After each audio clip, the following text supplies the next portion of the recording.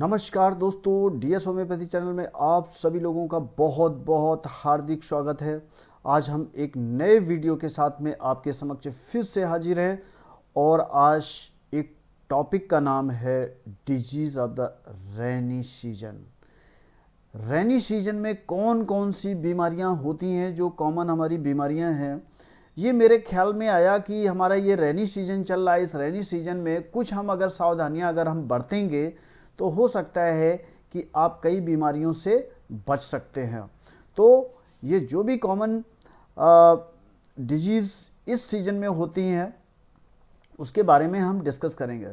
तो सबसे पहले दोस्तों मैं आपको ये बताना चाहता हूँ कि ये इस रेनी सीजन में जो वर्षा ऋतु के टाइम पर बहुत सारे बैक्टीरिया वायरस इतने ज़्यादा पनपते हैं कि वो कहीं ना कहीं हमारे ह्यूमन बीइंग को कहीं ना कहीं से वो इन्फेक्टेड कर देते हैं।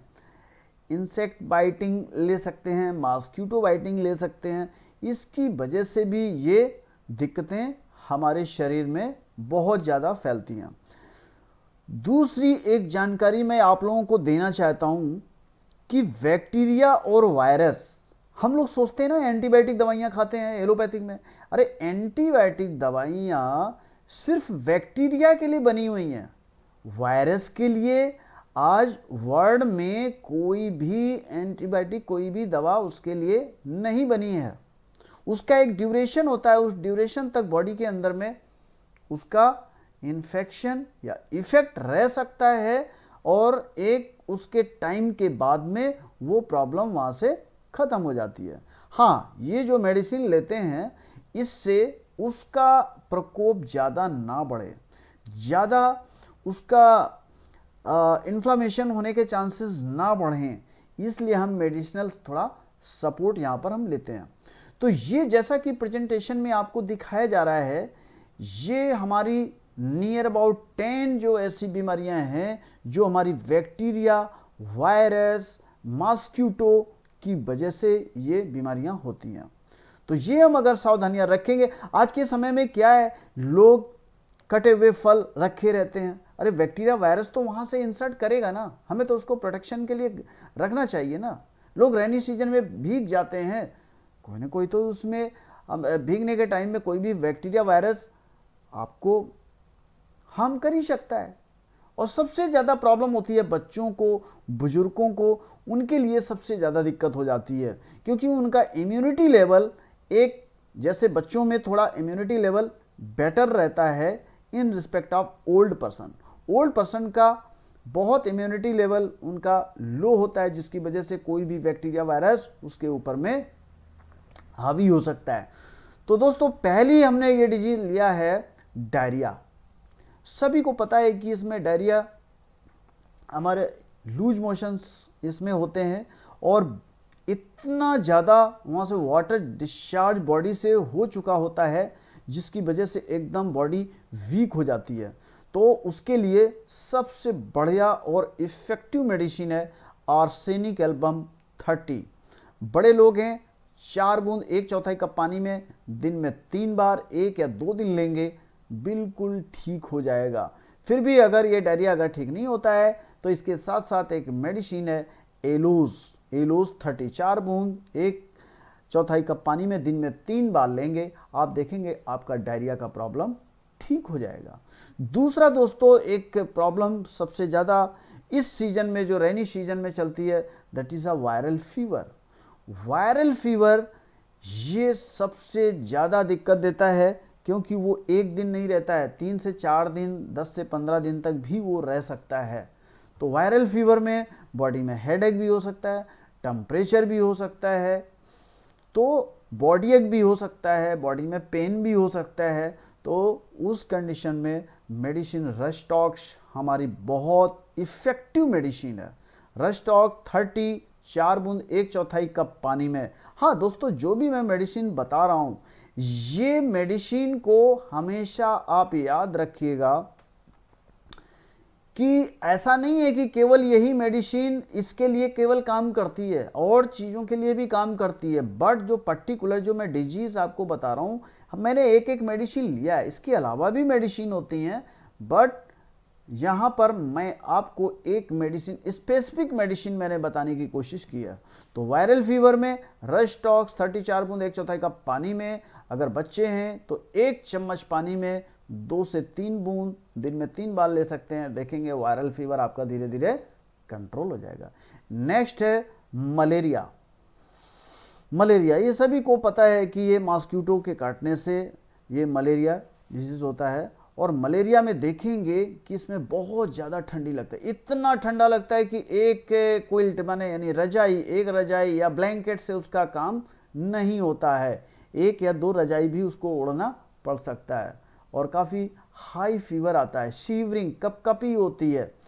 तो ये मलेरिया फीवर के लिए सबसे इफेक्टिव और अच्छी मेडिसिन है चाइना ऑफिसनलीज। चाइना ऑफिसनलीज 4 बूंद 1/4 कप पानी में दिन में 3 बार लेंगे। और अगर छोटे बच्चे हैं तो 2 से 3 बूंद दिन में 2 से 3 बार तक दे सकते हैं। और लगे कि कंप्लीटली क्योर नहीं हुआ है तब हम चाइना 200 के कुछ डोजेस ले लेंगे, 3 से 4 डोजेस ले लेंगे, देखेंगे आपका मलेरिया कंप्लीटली क्योर हो जाएगा। नेक्स्ट है डेंगू। डेंगू फीवर में ये भी एक मॉस्किटो जिसको एजिप्ट मॉस्किटो हम लोग बोलते हैं, उसके काटने की वजह से ये डेंगू फीवर होता है। और डेंगू फीवर में सबसे ज़्यादा तकलीफ होती है इसमें जिसको हम लोग बोलते हैं कि इसको हड्डी तोड़ बुखार, यानी कि इसमें बोन में पेन होगा, हड्डियों में बहुत दर्द होगा, जॉइंट्स में भी पेन हो सकता है, ऑल बोन्स में पेन इसमें हो सकता है। तो उसमें सबसे ज़्यादा प्रॉब्लम होती है। इसमें वॉमिटिंग, थर्स्ट या लेग क्रैम्प वगैरह भी हो सकता है।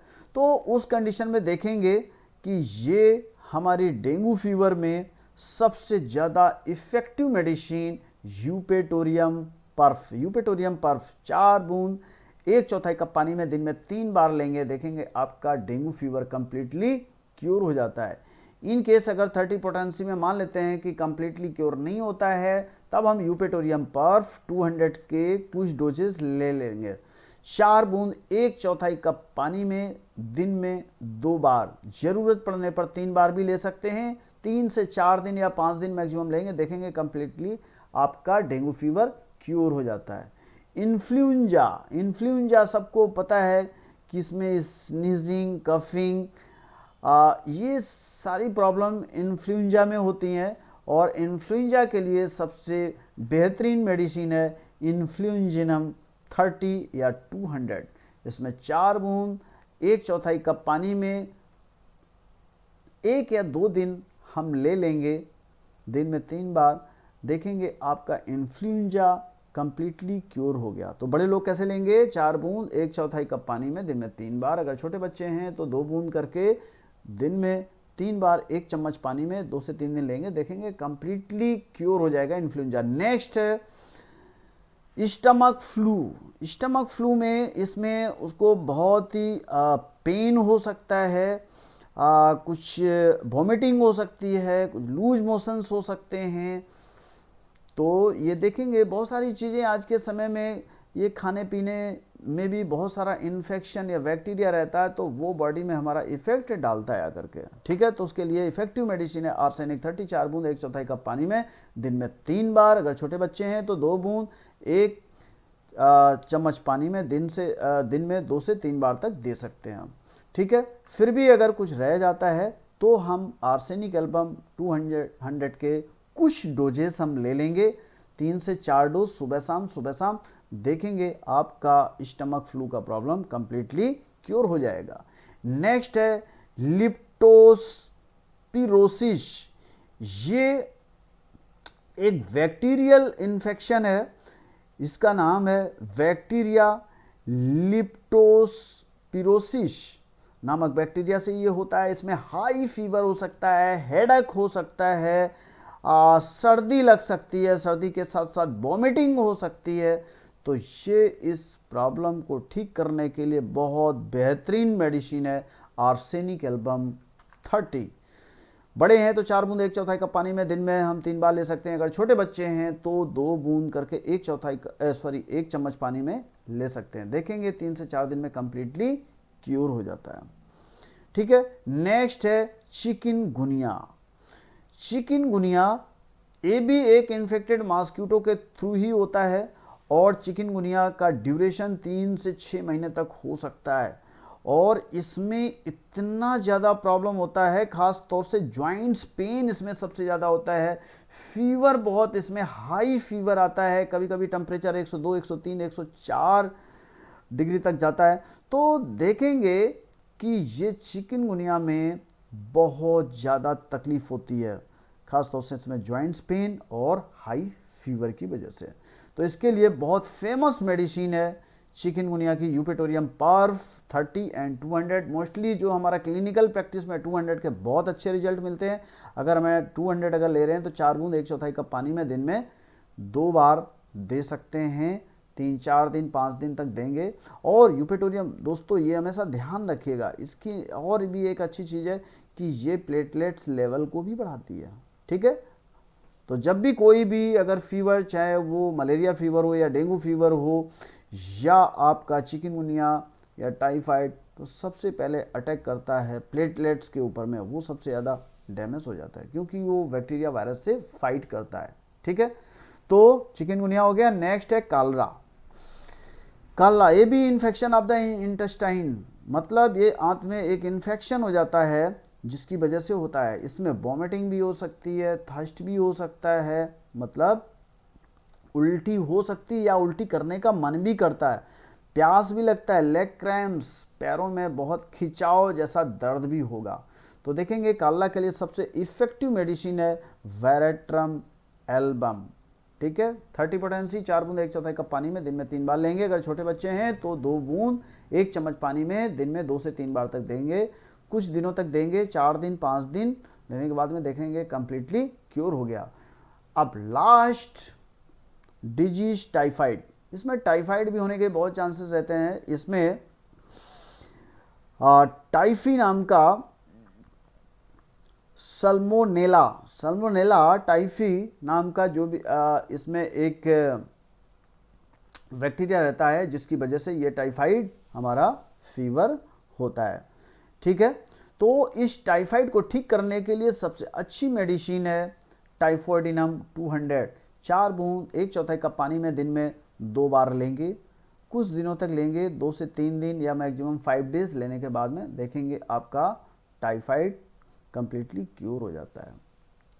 ठीक है, तो इसके लिए एक और टाइफाइड के लिए काफ़ी फेमस मेडिसिन है बैप्टीशिया मदर टिंचर। ठीक है, तो ये मैंने अभी ये कंप्लीट हो गया। अगर छोटे बच्चे हैं तो उसमें 2 बूंद ध्यान रखिएगा दिन में 2 से 3 बार। अगर 30 पोटेंसी है तो दिन में 3 बार, 200 पोटेंसी है तो दिन में 2 बार, बड़े हैं तो 4 बूंद। ठीक है, तो ये मैंने स्पेसिफिक मेडिसिन के बारे में इसमें बताया। इसके अलावा भी मेडिसिन है इसमें बहुत ज़्यादा है, तो आप ध्यान रखेंगे। ये रेनी सीजन का मैंने जो ये वीडियो बनाया है आप सभी लोगों को बहुत अच्छा लगेगा। और ये जो हमारी मानसून डिजीज़ है, 10 कॉमन मानसून डिजीज़ हैं, हम थोड़ी सी सतर्कता रखेंगे, बैक्टीरिया वायरस से अपने आप को प्रोटेक्ट करेंगे। रखे हुए फल हम अगर काट के रख देते हैं तो काटने के बाद में फल को तुरंत खा लेना चाहिए, उसमें ज़्यादा डिले नहीं करना चाहिए। पानी में अगर भीगते हैं तो भीग करके आते हैं तो तुरंत नहाने के बाद में, नहाने को मैं लेकर के सजेस्ट करता हूँ, तो नहाने के बाद में कपड़े चेंज कर देने चाहिए। और उसमें नहाने के बाद में आप चाय पी सकते हैं, काढ़ा पी सकते हैं और ग्रीन टी पी सकते हैं। तो देखेंगे कि जो बारिश की वजह से आपके बॉडी में बैक्टीरिया वायरस आने की जो पॉसिबिलिटी थी वो लगभग नेग्लेक्ट हो जाती है। तो आई थिंक ये वीडियो हमारा बहुत अच्छे से आपको समझ में आया होगा। और जो इस वीडियो को पहली बार देख रहे हैं तो प्लीज़ हमारे चैनल को सब्सक्राइब कर लीजिएगा और इसको शेयर भी करिएगा, लाइक भी करिएगा और कमेंट्स भी करिएगा। अगर आपका कोई और भी सजेशन है नेक्स्ट वीडियो के लिए, आप ज़रूर मुझे सजेस्ट करिएगा, हम ज़रूर उसमें आप लोगों के लिए वीडियो तैयार करेंगे। ठीक है, तो मैं इस वीडियो को मैं यहीं पर मैं फिनिश करना चाहता हूँ। जय हिंद, जय भारत।